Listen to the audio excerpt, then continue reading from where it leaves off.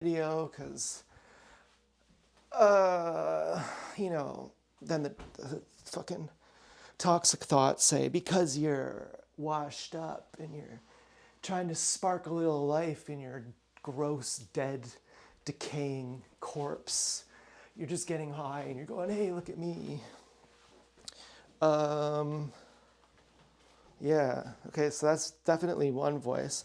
Another voice is don't get high.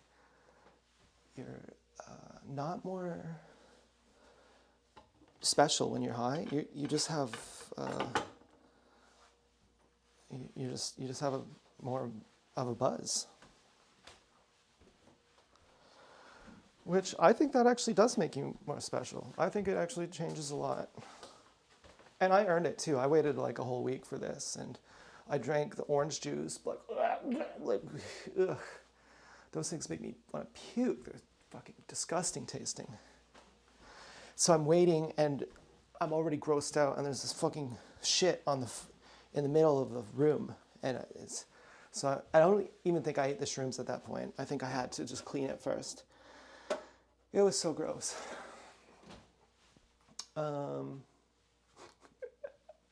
Anyway, that's how my morning went. And then I started this video, and I thought, are you okay? Like, if you were a friend who hadn't seen yourself in a while, you might say, are you okay?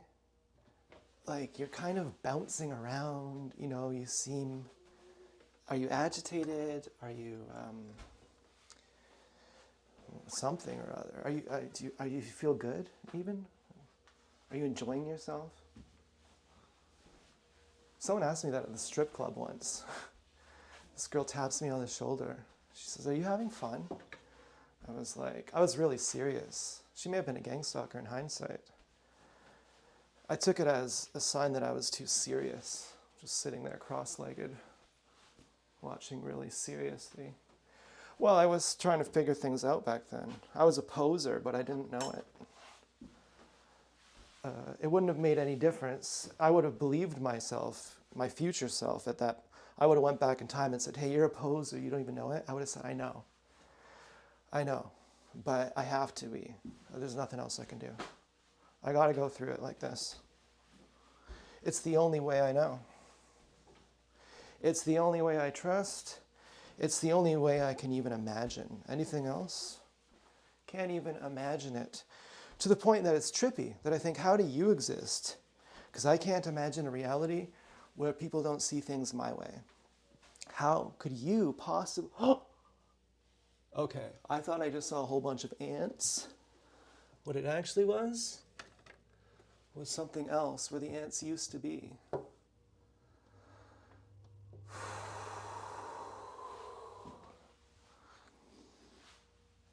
Now, is it possible the jittery feeling is not some psychological problem, but that you're about to puke and you actually don't feel good because you ate poison, but you also do feel good, half truth.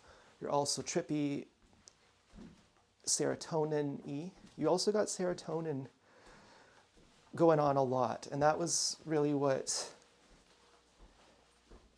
crossed my mind before I took this. I said, you're doing MDMA here. That's what this is. MDMA is not something you would take frequently.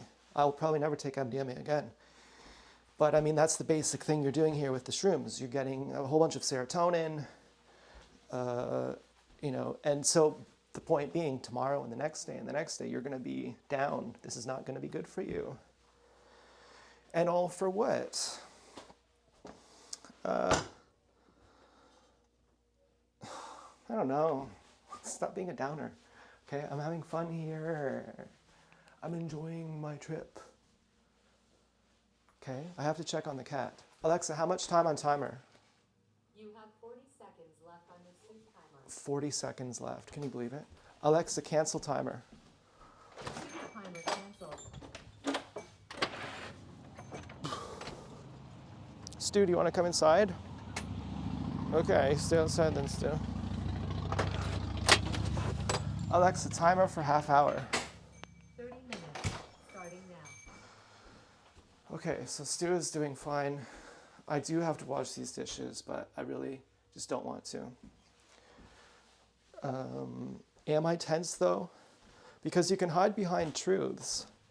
You can say, no, you're not tense, remember? It's just that you have to puke. But actually, psychologically, there is something disturbing you. I don't think so. There might be some painful things in my life that I wouldn't want to go into, and there wouldn't be any need to. But the first thing you're going to say then is, well, if you're saying you don't need to, well then, why don't you just do it? Why don't you just try? Oh, you can't? Well then, that means that you really do need to. Oh, you don't want to? That means you can't, and you really do need to. So you better do it. You brought it up. Must be your subconscious bringing something up. You better talk about it right now while it's hot. Strike while the iron's hot, or it's never, you're going to forget forever. This is your moment. Oh God, I am forgetting. I did smoke weed after all. Something disturbing me. Yeah, there is something disturbing me. It's my life passing me by. And it's the accessibility of women. Women will stay just out of reach, totally in reach, but just out of reach. They have to be giving you the, you know, I'm not trying to go into philosophy here. All I'm just trying to say is being denied things that you fucking would have if not for these people. And, well, I bring this up because I went through my old pictures the other day. I saw pictures of my old life and people from my old life. And some of them became gang stalkers. Some of them perhaps became gang stalkers and were perhaps gang stalkers while I was seeing them. And some of them were very likely gang stalkers while I was seeing them. And I felt like they loved me so much for real. And like they had the attitude of a mother circumcising a baby. Like, I can torture you to death and I will never feel guilt because I always believe that you're so fucking unqualified, utterly worthless. You're gonna fuck it up every time and you need some other hen to come along and sit on everything. Let me sit on it. Let me simmer it down. That smother hen.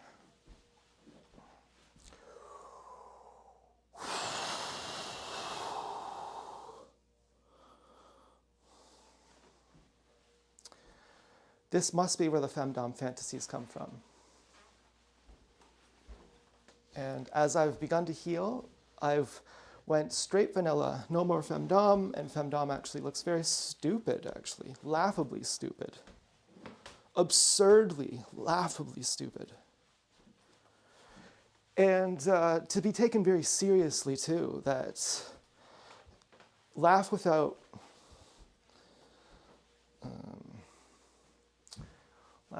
resolve or abandon. You know, laugh like no one's watching. Really gaha laugh about how ridiculous it is. But remember, you fall prey to this. You become hypnotized by this. You think this is so great. And you lose everything. You stay in bondage for this. You lose your freedom for this. And you think that you become more joyous during your infatuation with a femdom fatale. But you don't remember those times where you were just angry and red-faced. Okay, so the cat is fine. I wish Richard would go outside, actually. Where is Richard? I wanted to let Richard out. I told Richard, do you want to go outside? If I fuck you? Zink fuck? Ooh, fuck you. I sometimes ham it up. One time someone said, I like how you talk to your cat. And now every time the camera's on, I'm like, oh, da, da, da, like how I was going to do it again just right now, but even then it would be too showy. And it's not authentic. How I talk to him off camera is different. It's always different. Unless I forget the camera's on, which is pretty cool. Like breaking the fourth wall or something.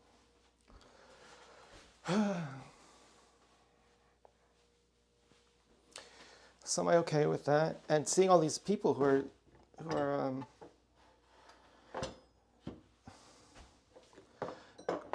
asking me in my mind, would you do it again though?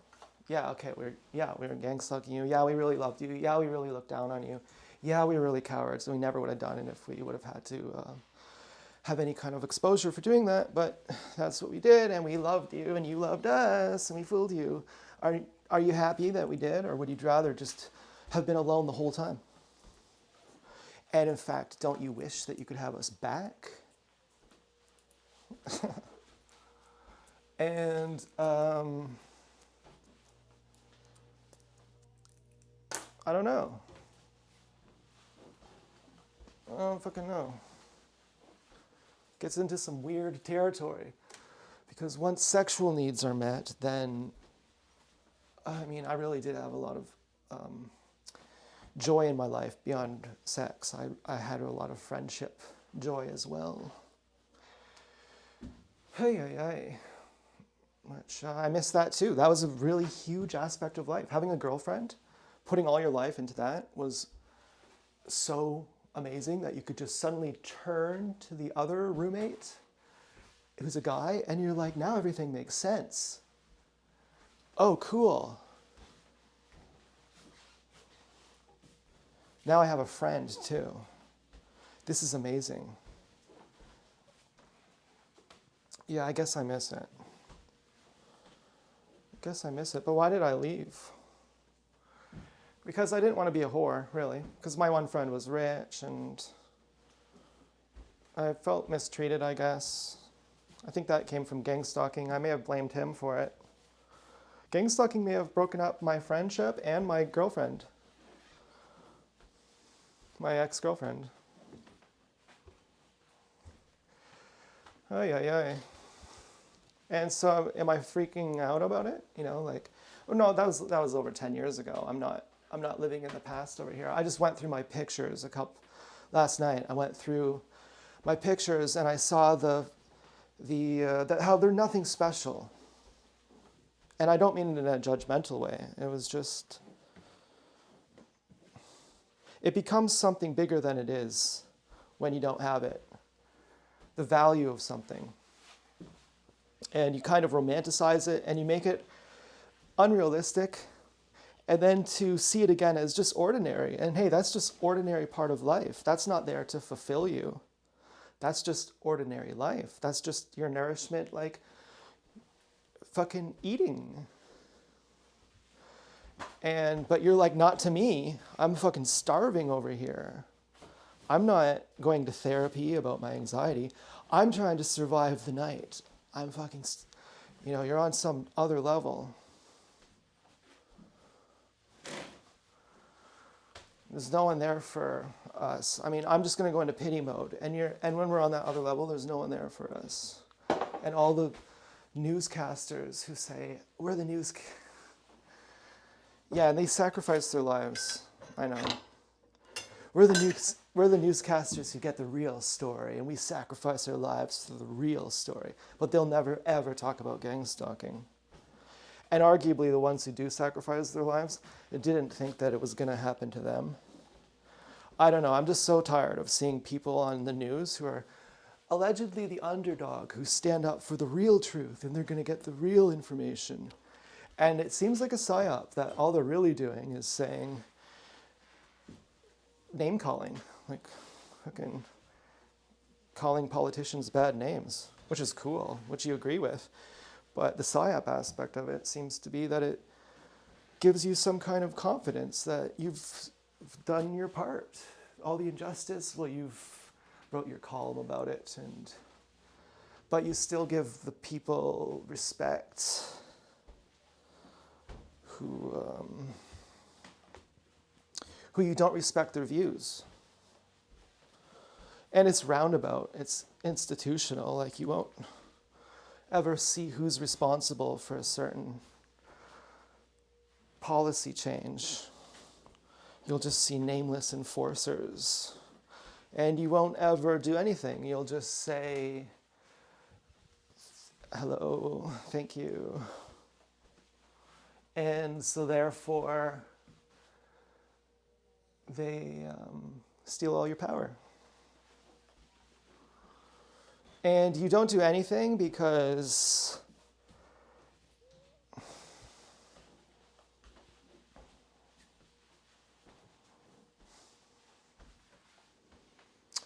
well,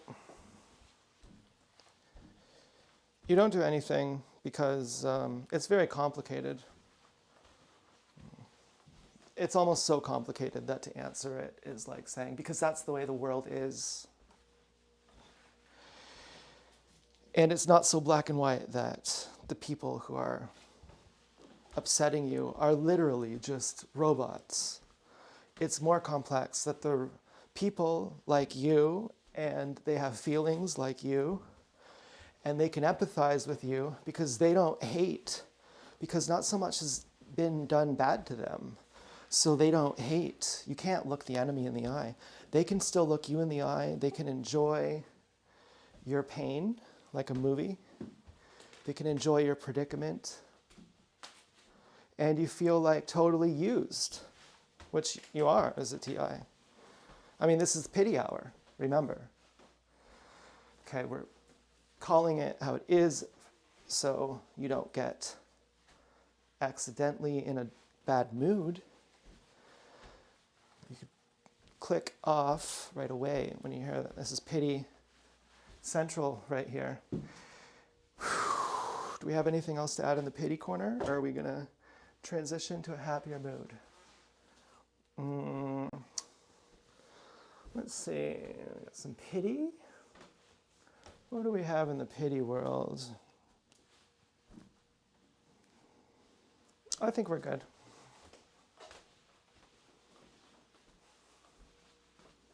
I'm glad we're over that chapter, to be honest, because that was a little much. Maybe I should smoke or something. I am feeling a little bit anxious, I think.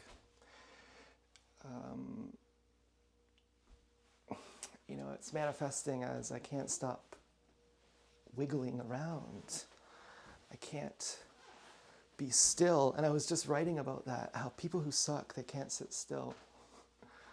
And feeling good is just the imagination, which is something that I heard from a podcast. I don't even want to say it. It's so vague. Well, I'll say it. The guy's name is, I feel bad mentioning this guy's name because he wouldn't even want me mentioning his name. That's why I don't want to say it, because I'm trying to be polite. But whatever.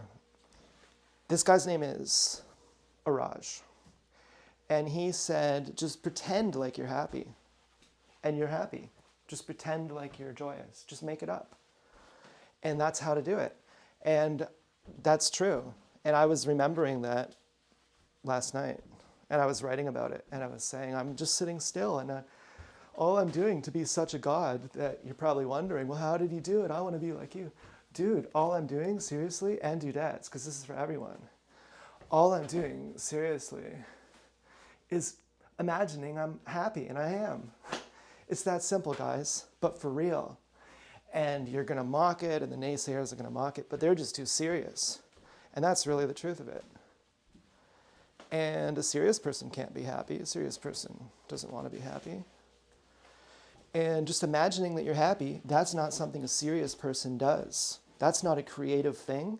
Imagining that you're happy and feeling it, imbibing the spirit of imagination, which comes from where? I don't know. I'm reminded of, and I think he'd say not to do this, because this seems more logical than speaking out of experience, of Osho saying,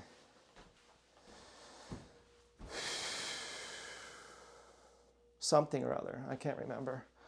But I am forgetting things a lot less lately, which reminds me that magic mushrooms are used as a treatment of attention deficit disorder. And one of the most awesome times of my life, and the worst, is when I took Vivans, which is like Adderall.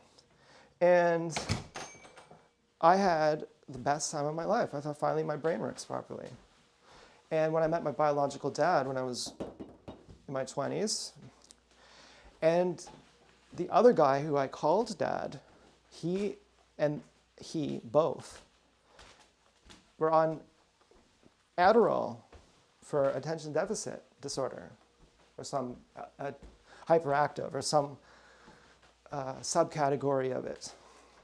And here I am feeling finally like I'm not forgetting things all the time when I'm on these damn shrooms. And I'm taking a pretty responsible dose. I mean, you wouldn't, do I seem like I'm having a crazy trip right now? I'm pretty much microdosing. So I don't want to puke. That's kind of my threshold. Eat just enough. I'm sorry. I'm distracted right now. I'm going to give you the full inside scoop so you can see what I'm doing too. I know you want to get in on these secret aspects of my life, see what I'm doing on my phone all the time. I know it really drives you nuts when you can't see what I'm doing. You totally want to see what I'm doing on my phone.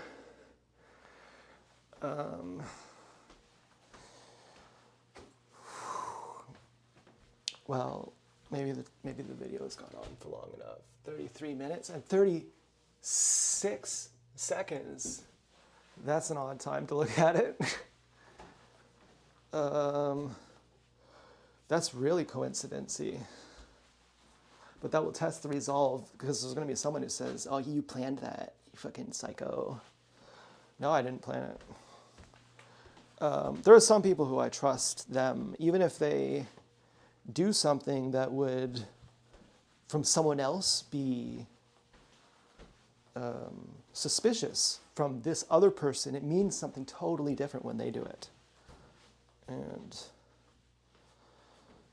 not that I did this 3-3-3-6 thing intentionally. I was looking at the camera because I'm frankly forgetting why the fuck I should even make a video in the first place, really. And my balls are itchy.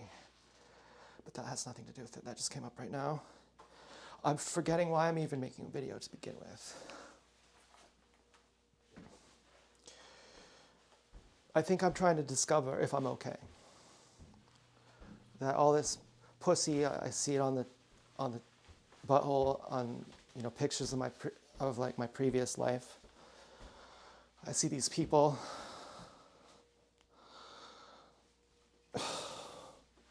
And I want to, use them like prostitutes and talk to them like prostitutes and talk to them like I'm a client in their store. Because if we were friends, the only and the first thing I would say, before I'd say anything else, that would require for the friendship to even be possible, the first conversation to determine that would be, I'm being gang stalked, it's really terrible. These people are doing this, they're Nazis, they're really terrible. What do you think?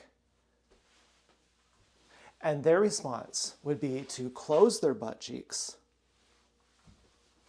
and say, sorry, this butthole is off the menu.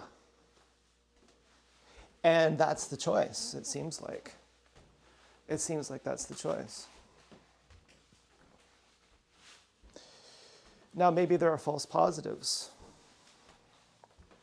Maybe you get to know someone, for example, not even necessarily someone you get to know, but someone who you've always known.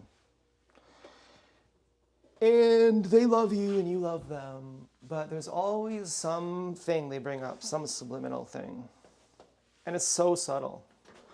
And you know that they could say, yeah, I know that you know, but you know that I'm only doing it because I have to, I don't want to. Principal's watching on hidden cam, remember? I don't want to do it. I don't want to say it. Are you kidding me? But it's not that much, and I still get to hang out with you, and I still love you, and all I gotta do is just bring up this one thing that is supposed to traumatize you, and I know that you're beyond that. I know that you're far, far, far beyond that. And I know that you don't think that I mean it. I know that I don't mean it, and then I just have to. And so please, can I be a double agent, quadruple agent? Can you just love me again like that, please? And just don't talk about it. Remember, that's how it is. That's what love is now. That's how fucking perverse. That's how many layers there are to this of politics. And he said, she said. Well, it's not even he said, she said. It's directly people plainly kick fucking dirt in my face. And they act like it's nothing. They act like, oh, sorry, I'm so sorry. And it is, it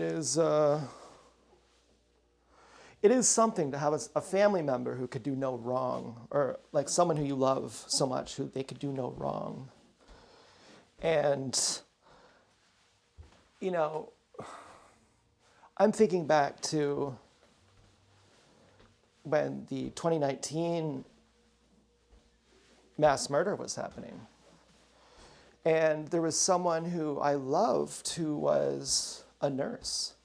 And I was thinking, yeah, kill them all, because I hate them. And I'm so glad that you're doing this. But also, that was a very weird expression that I didn't understand. That was from being gang stalked. It was a hatred that I was not understanding where it was coming from. I just thought, yeah, people are really terrible. And wouldn't it be so terrible too if you didn't know about gang stalking? And this is where I think of that person with schizophrenia who I know, who I think might be targeted, and I want to tell them about it.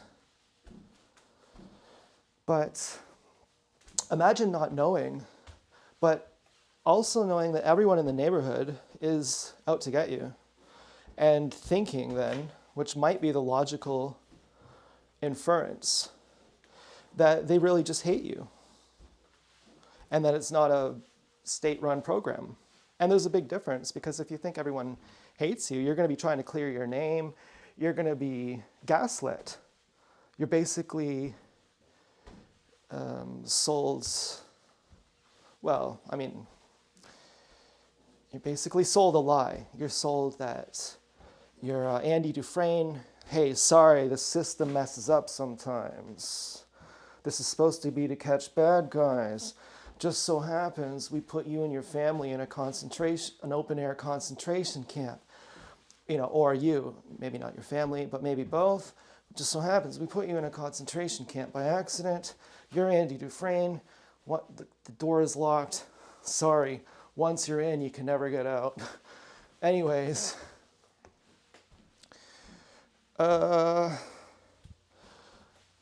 if that's different than thinking, oh my, like everyone hates me. No, that's the same as thinking everyone hates me. Can't really remember how I've set this up, but if you don't know what gang stalking is and you're put in this invisible concentration camp, you're going to be gaslit into trying to reason with people. Hey, I'm Andy Dufresne, please let me out of here. But really, it's a genocide. Really, they're like, yeah, we don't, that's just what we tell, that's just so that you beg on camera. Or something. That's so you look bad in the eyes of the public if you make a scene. That's so the public can say, oh, that's why, so we can turn a blind eye, not gonna happen to me, so doesn't matter. Oh.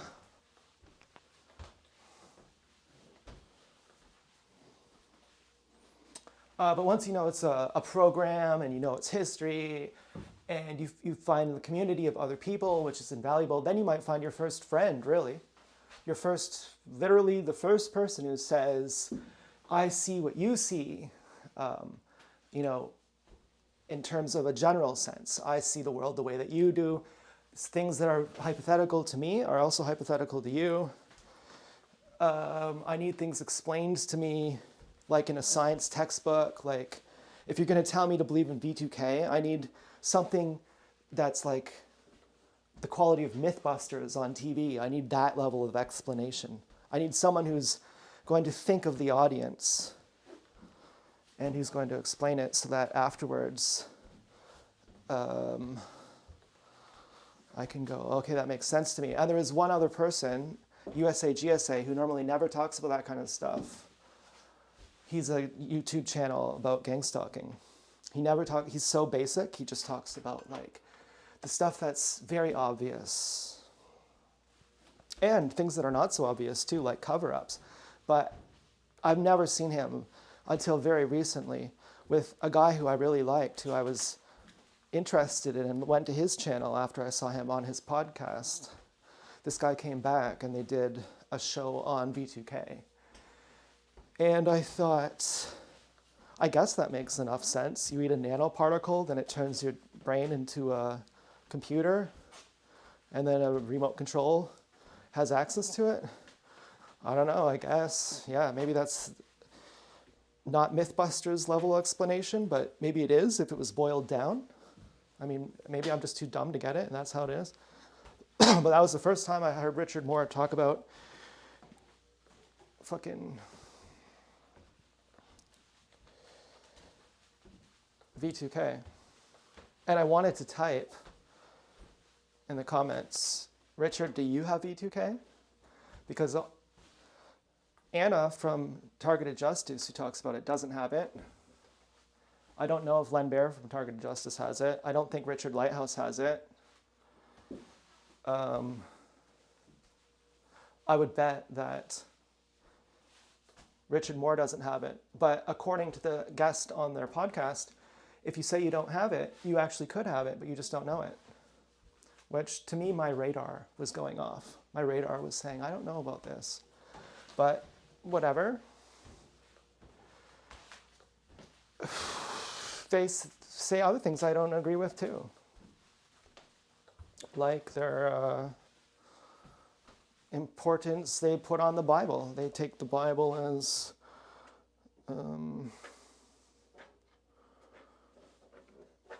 something that makes them cry and tear up. And that doesn't have that same reaction for me. If I read the Bible, I don't start crying. If I read the Book of Mirdad, at a certain point in my life, I'd start crying. Maybe at a certain point in my life, if I would have read the Bible, I would have cried. I did enjoy Jesus at some time. I did think that I was connected to Jesus, and even that I was Jesus. And I even told someone I was Jesus once. And I think they believed me. I told them, you're fine, everything's okay.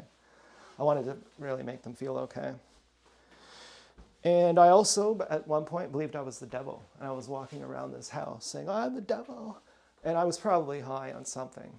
But it was still a pretty far out experience. Be yelling that kind of stuff. Pretty weird. Well, anyways. I'm so lazy. I don't even want to clean the fucking anything. And now it's at 45, 42. That's another weird number. Is my mind capable, subconsciously, of knowing to look at these strange times? Because if you flip a quarter 100 times, you can choose, apparently, what side you want. You can say, I want it to flip heads, and flip it 100 times, and you can call it statistically average in your favor. Apparently, just like really slightly. Your subconscious muscle memory is so calibrated that it knows how to flip a quarter to your... So could you, in your subconscious mind, be seeing these numbers and processing it, but you don't even know? And then when it's a certain number, that's what makes you look? I mean, that is a really weird coincidence. To have 3 numbers in a row at one time when you randomly look, that's a pretty weird coincidence. But to have it happen the second time, that's pretty double weird. Let's try I know if I try a third, it's not even gonna work. And that's just gonna be stupid. Alexa, stop.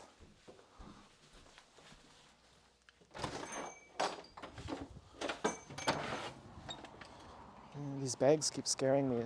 Stu, are you okay? Stu looks like he's okay. After I cleaned up Stu's shit, I put these black bags on the outside of our door. And now every time I open the door, they're just sitting right there, and it scares me every time. Oh man, I'm getting antsy. Maybe I should smoke some more weed. Go outside. 47:31. Okay, that's a more normal number. And I didn't plan when I was going to look at it. I thought, oh, look. I hope I'm not too rambunctious for you. It's a kind of violation of trust if suddenly someone goes, ah, and they suddenly, or even if someone suddenly changes their demeanor, if they're suddenly like, like they just suddenly change and they're angry. All of a sudden. And it's like, what the fuck? And you goddamn know. If you say what's wrong, they'll say nothing. I didn't say anything, fuck you. But you just saw it. They just became angry for no goddamn reason. And they would never accuse you of being the fault of it. But they're kind of acting like it's your fault. Like on the low, I know that you can't prove that I'm doing this to you. So it is your fault. So I am going to punish you. So I am going to be really angry at you. There's nothing you could do. And then I'm going to go home and I'm going to laugh with my husband or my wife. And we're going to laugh and smooch and dance under the stars. And we're gonna spill milk out our nose. We're gonna laugh so hard. And we're gonna have everything to make it feel like the movies. It's gonna be so good, it's gonna hurt. Damn it, my fucking dick machine just fell off. I would show you, I've showed you in the past. But you never know when you're going to get a community strike. I do have girlfriends apparently watching this. I hope they've seen my dick. They have, certainly. That sounds really weird. No one liked it. When I posted a picture of my dick on Quora, I thought, this is a thankless job. Not a single person is going to upvote this. And if I was a girl, I hella know. And there was a girl who did that, a TI, posted her pussy. Straight up pussy pic. She got like 100 likes. She's like, look, you guys gave me an STD. Now my pussy is clear of it. That's her excuse to post a pussy pic. Everyone's like, oh, bravo. I was just cutting to the chase. I'm like, oh, here's my dick. In case there's any girls watching who like it. Oh, don't worry, I know that no one's gonna like it. Maybe no one does like it, I mean, it's not something I thought of.